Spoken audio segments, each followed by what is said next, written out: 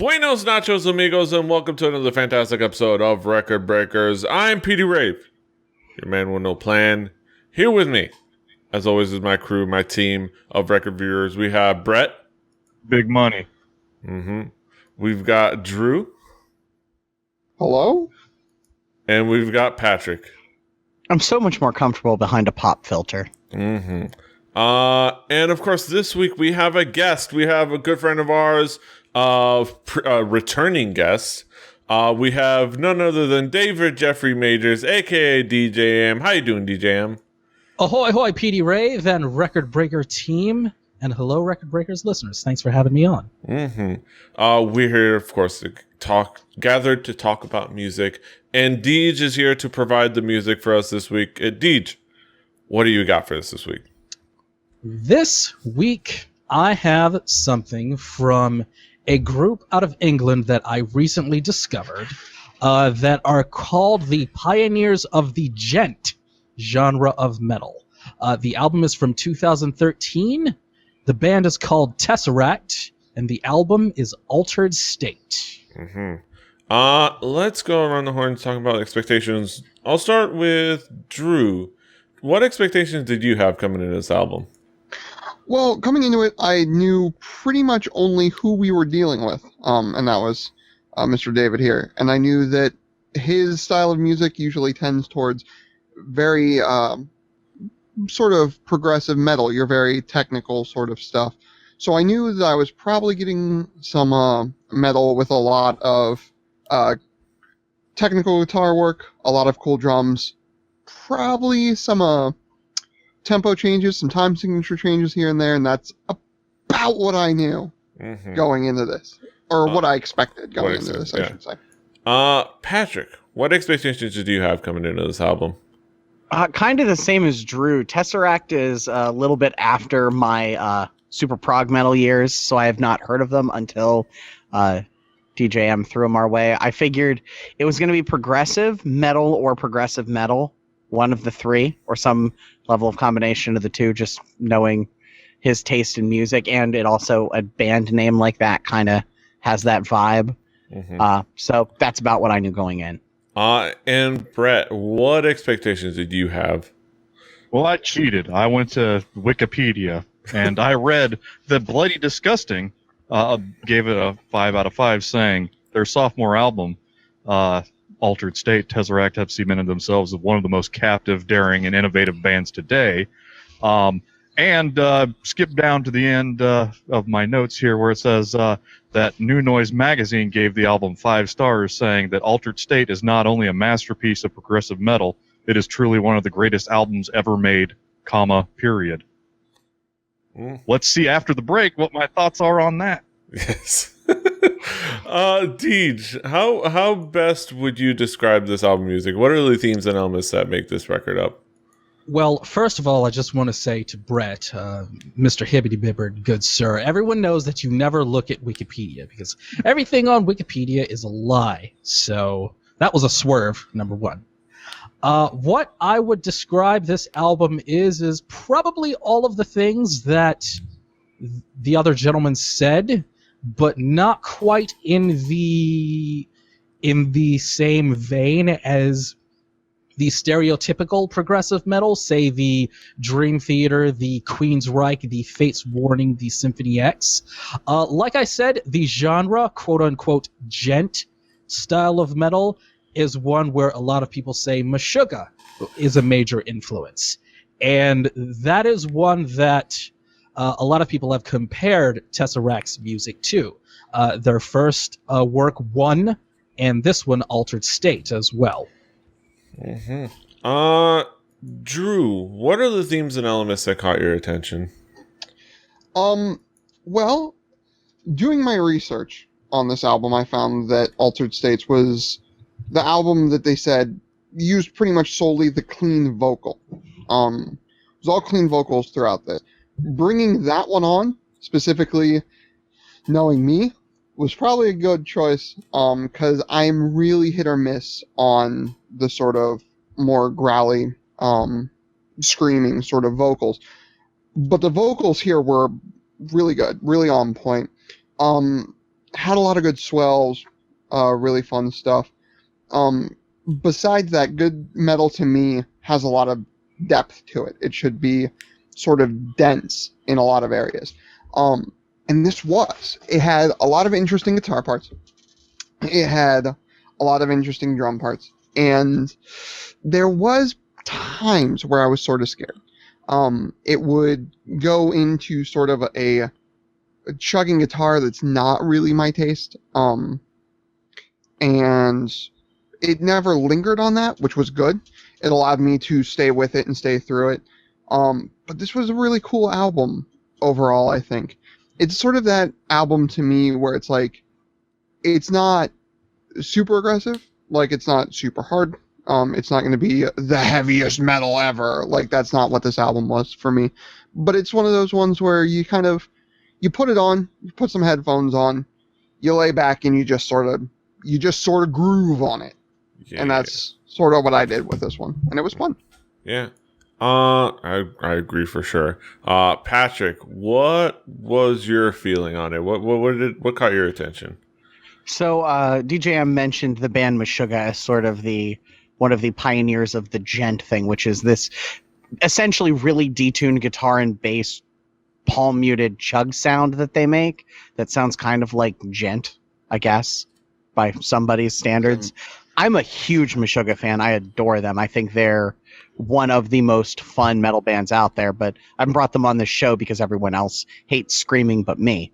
But I knew there were other bands that sort of had a take on it, but I've never really heard anyone do something this different with it. This is like, you put 50% Meshuggah, 50% like Dream Theater style prog metal, where it's a lot more melodic and the vocals are really, quote unquote pretty, and slammed it together, and it kind of works. The guitars, I love this style of guitar, this weird, 7 or 8 string, super heavy string guitar chuggy thing they do in Crazy Time Signatures. The bass was allowed to be heard.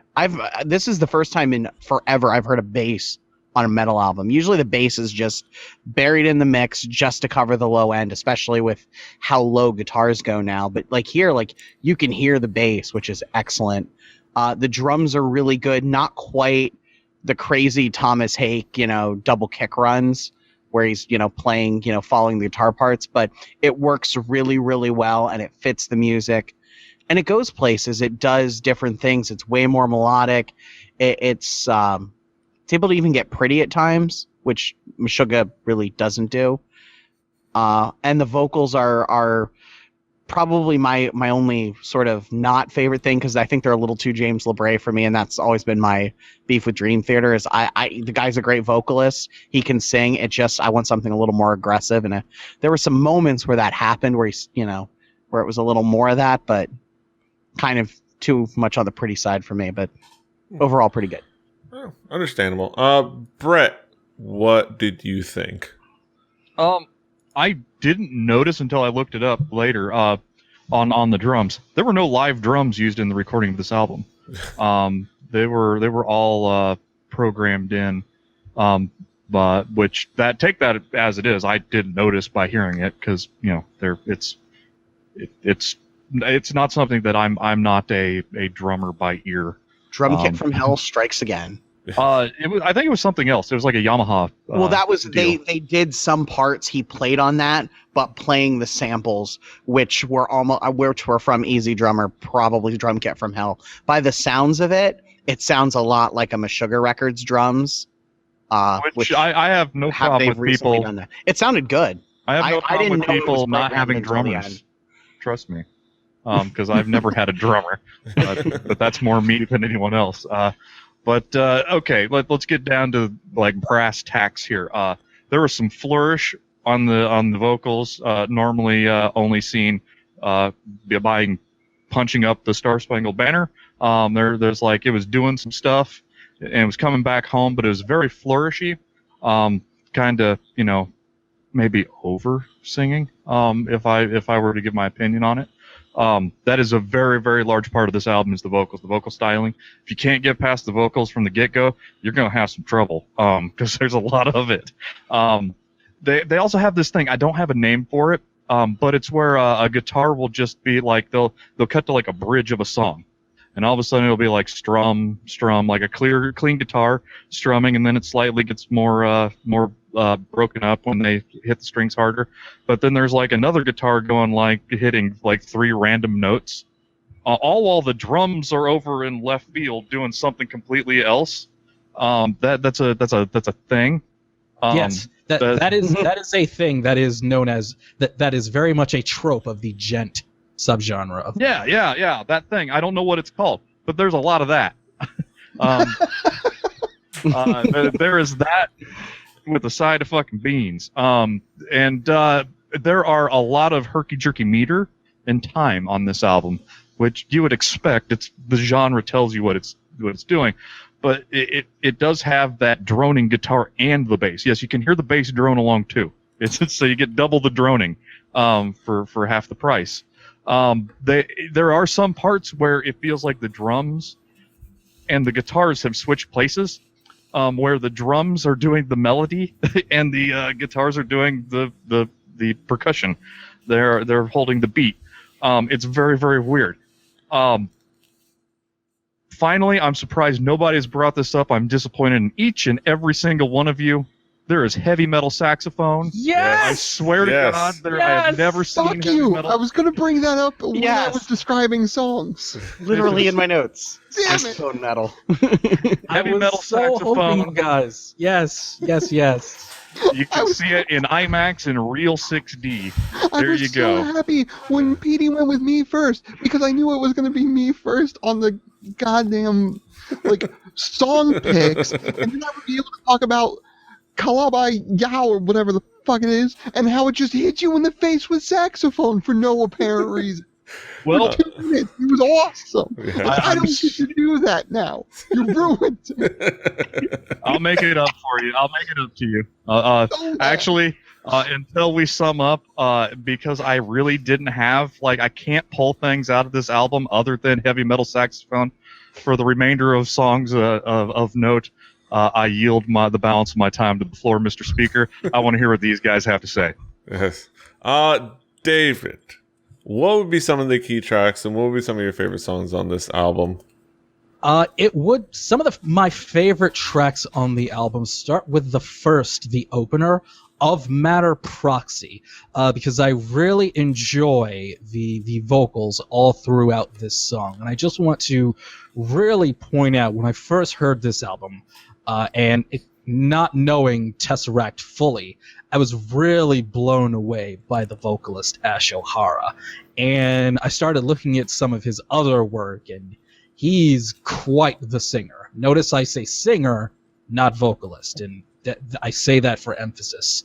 And he is, I would go, he might be the best metal voice that I have heard in maybe 4 or 5 years. He is absolutely wonderful. And for me, the first track of Matter Proxy, where his voice is on display, is a highlight. Also, the song Of Mind has Nocturne, which is one that I really enjoy because it has a really great kind of second section that I really enjoy. And also there is a part inside of Reality called Palingenesis that I really enjoy.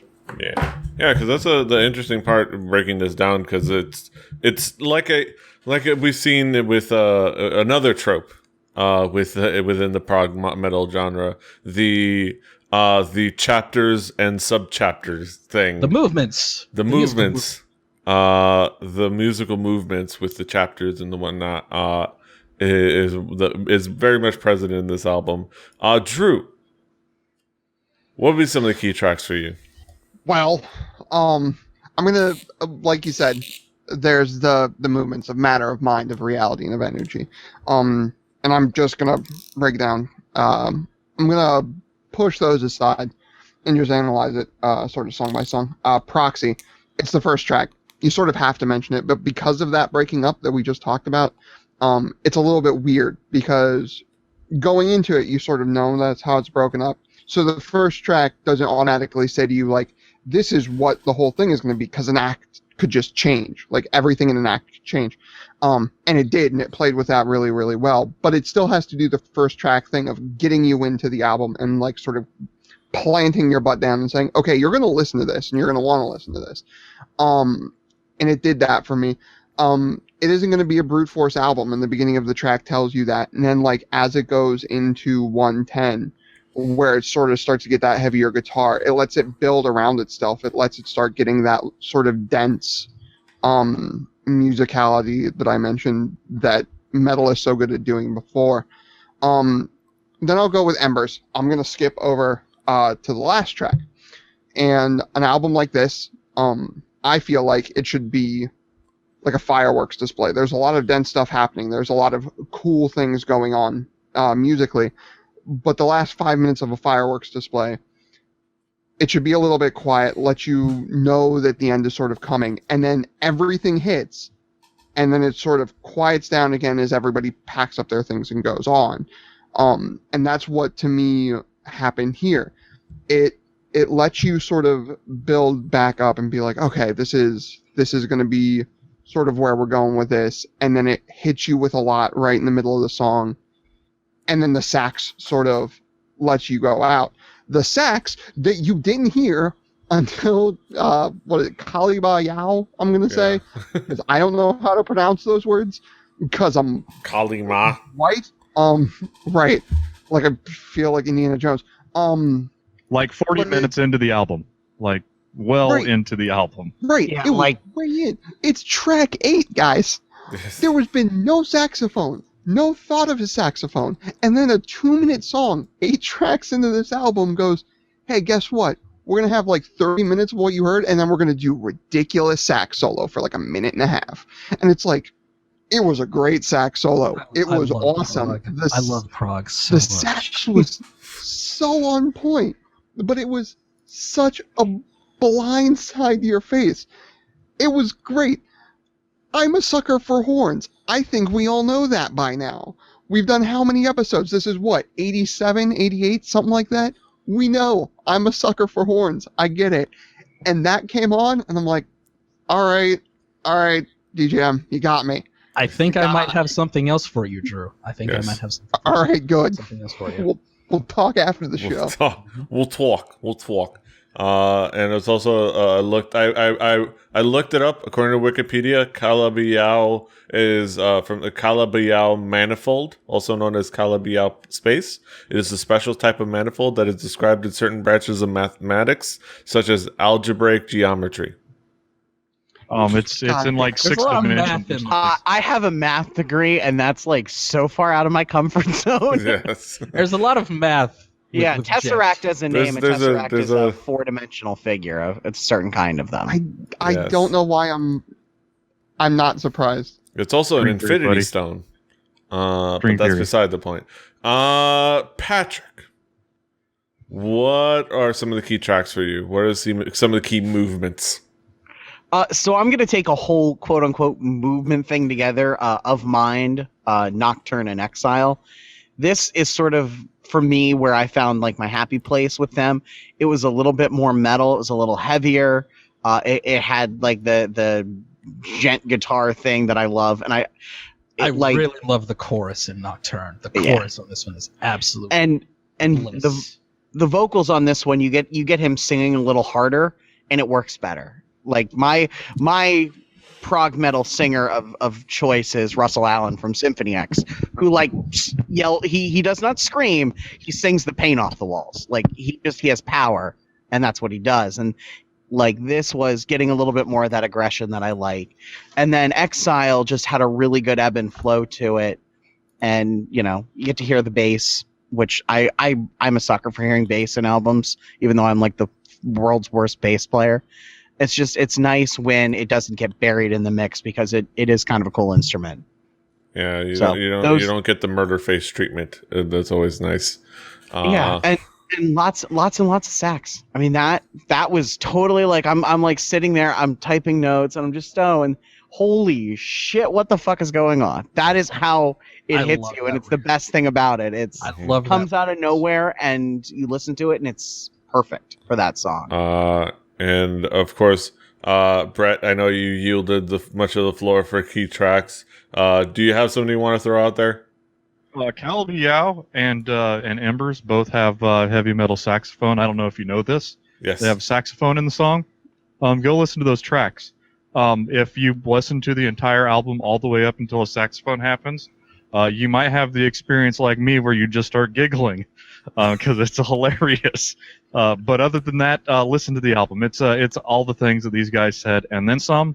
It's up to you to figure out whether this is one of the greatest albums ever recorded. But I send your emails to PD at. Yes. And we can go back around the horn and ask Drew, what are your overall thoughts on the album, or your overthoughts? My overthoughts? My Overwatch overthoughts? No. As I've sort of stated before, whenever we get into metal, I am sort of picky with my metal. I like very weird things about metal, and I know that I'm not a metalhead, but like when I get into metal, there is certain things I love to hear, and this hit a bunch of those for me. A lot of these songs, I could put them in my metal playlist, and I wouldn't really miss a beat too much, except for like Kaliba, Yao, and the end and whatever, like Embers and stuff. But most of it, like you wouldn't really miss a beat. And then and then sax. God, the balls. But overall, Swagger touched on this a couple of times when talking about the bass and the mix. I think the mix was very, very, very well done, and it was actually done by one of the members of the band. And with something as sort of instrument dense as this could get at certain points, and sound dense as this could get, it can be very hard to mix an album well that sounds really good on anything you put it on. And I put this record on in my car's cheap stock Sebring flipping speakers. I put them on a pair of cheap speakers in my room here, and I put them in my good headphones, and it worked on all of them, and it worked well, and it opens up with good stuff, but it doesn't get lost with the bad equipment. So it's like, it works everywhere, and that just is quality mixing, quality playing, and knowing what you're aiming for. So, Patrick, what are your overall thoughts on the album? Prog metal's a pretty dense genre. There's a lot going on there, and I feel like there's either bands sound like no one else or they sound like everyone else, and these guys are firmly in the sound like no one else category. They take little bits and pieces of other bits of the genre, but they have their own unique sort of vibe, and that I think is the big reason to listen to this. Is just it's new to me. Like, this is different than anything I've heard, and there's heavy metal sax. I mean, who can complain about that? If you like the really, really talented male singer prog guy, this guy's good at it. I mean, he does that sort of style really well. This is probably the least guitar-centric metal album I've listened to. Not that the guitars aren't there, and not that they're not played well, but there's very few crazy, insane solos. But that's kind of okay. It's different. It's very much about sort of the ebb and the flow and the general feeling of the music, which is cool. Mm-hmm. So yeah, go listen to it. Yes, go listen to it. Brett, last thoughts, overall thoughts on the album. If you're into music that might not be conducive to foot tapping, but will take you up and down on its own damn schedule, this is, I guess, if you enjoy ambiance over melody, if you want 80s police drama saxophone over frantic drumming, this is the only place I will point you. But I can't go for that. Oh no. No can do. Sorry, Deej. I love you. I really do. That's all right, Brett. I love you so much, buddy. But Brett, I understand you like to shake your groove thing. I get it. I understand. I'm a fan of progressive rock. Just take it to 1970 and forward to about 1984, and I'm make them three Canadian. and I am very much in the year 2015. Or And 13. you know what? You're allowed to do that. And that's okay. That's fine. You're technically able to do that. Yes, technically. Yes. That's what these guys do. They're very we technical. laugh. And we laugh And- for no reason that any listener will understand. But you know, I understand that somebody poured their heart into this album. I know that somebody worked really hard to make it sound the way that it sounds and wouldn't have spit it out, being the person who produced it themselves. Wouldn't have sent out something that they didn't want everybody to hear. I'm just not into it. I'm sorry. Some people prefer, Ginger. Some like Marianne. Some people like the Professor. And that's okay. And that is all right. Yeah. I love you, Deej. It's all right, yeah. bro. As the kids say, I ain't mad at you. I Yeah. ain't mad at you. Yeah, and I will say that I loved this album every listen that I put it through, and it just put me on such a cool, rad, fun journey, without actually being journey. It put me on a fun adventure all throughout the album and did a lot of really cool things. It was just a really cool album. Deej, final thoughts, overall thoughts.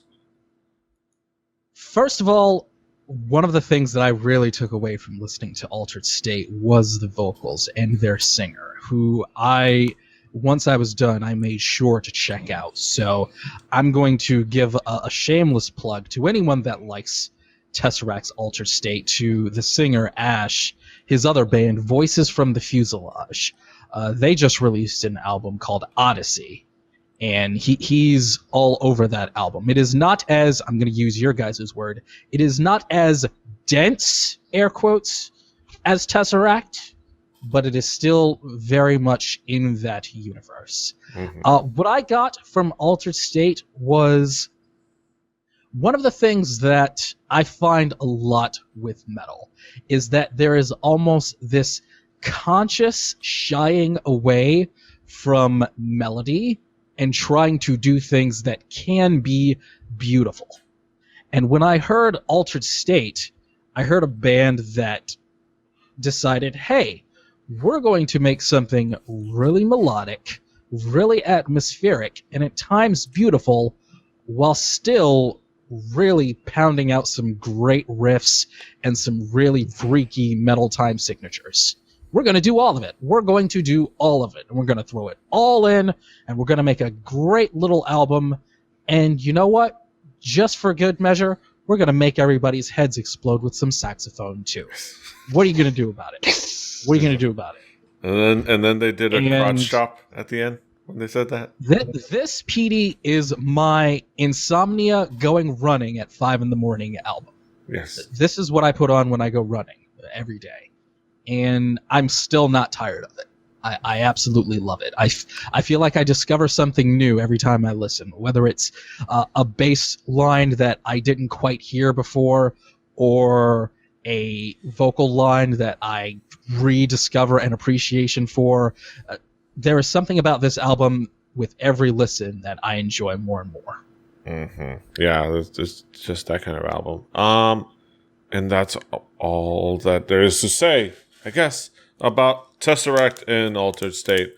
Now we get into our main event of the evening, what we'd always like to wait for, one of our finer moments, our gimmick, our shtick, here at the Record Breakers compound headquarters.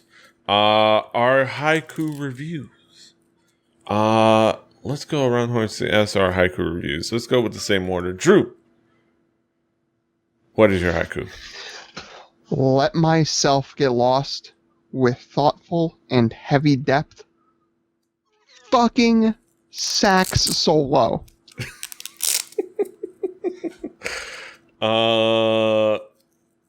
Patrick, what is your haiku?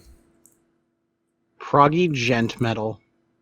Unique in a wide genre. Worth more of my time. Mm-hmm. Brett, what is your haiku? Some powerful stuff. All kinds of stuff going on. I don't hold with it. I'll go ahead and do my haiku. Beautifully dense, without overwhelming you. You're soaking in it. And of course, last but not least, DJM, what is your haiku? Altered State was nice. Ash O'Hara is a star. Metal needs this sound. Mm-hmm. And that concludes our thoughts on Tesseract. Hope everyone enjoyed our thoughts. Hope everyone goes on to listen to it. It's going to be available on our Spotify playlist. You can play Record Breakers at home game, listen along with us. That on that playlist will also be next week's album, which is my album. It's going to be The Solutions. We're doing Korean India again. With their most recent album, Movements. Speaking of movements, it's going to be interesting to talk about that. But that's it. You won't want to take a movement listening to that album. Not at all. You heard it here first. Poop. That's next week. This is this week. You can find us all over the internet. Patrick is at The Swagger. Brett is at HibbityBibbard, HIBBITY, Drew is at XLuciferX. I'm at PD Rave. DJM is at Just Call Me DJM. It's like a fish called Wanda. You say the whole thing, or like a Tribe Called Quest. You say the whole thing. DeltaGLAMike.com for all his things. For Record Breakers. That's the number 4 Record Breakers on Twitter. RecordBreakersPodcast.com. RecordBreakersPodcast@gmail.com. iTunes, Stitcher, YouTube.com/RebelliTV for all the things. That's it. Until next time. Hasta los huevos. Toodaloo, y'all. I'm going to go listen to some Tribe, watch some Fish. You're the plague within my dreams, soaring through an atmosphere of inadequate lack of strength, and we're responsible. The truth is that it will end here.